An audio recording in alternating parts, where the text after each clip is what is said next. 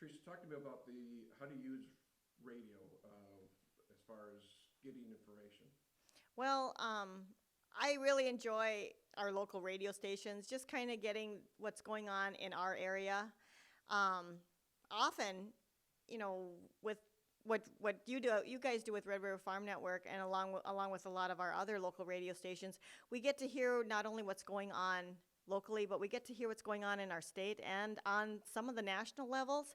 And of course, every day our markets are just on our. Granted, we get our markets on our phones and stuff too, but it's kind of nice to hear sometimes what's changing that market and how we can target our sales going forward.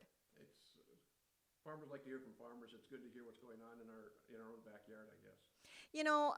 So often I think that we all think that we're in our own boat, but we're all in this boat together. And if one of us is struggling and dealing with mud and stuff, we pretty much all are. It's not like one person's field is in a lot better condition than the next person's is. We're dealing with excessive cool weather this year. We're dealing with some excessive moisture this year, which is a totally different thing from last year.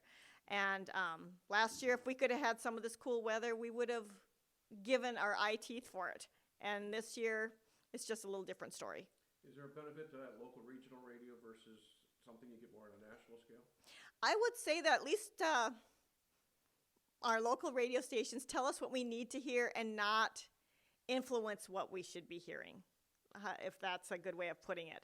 I always feel like we're getting the right story, we're getting the true story when we're listening to our local radio and with our local programming. And I will say that I really don't like listening to a lot of national news, because so often it is a little bit too targeted, a little bit too influenced, and I like to make my own decisions and hopefully do good things with the right information.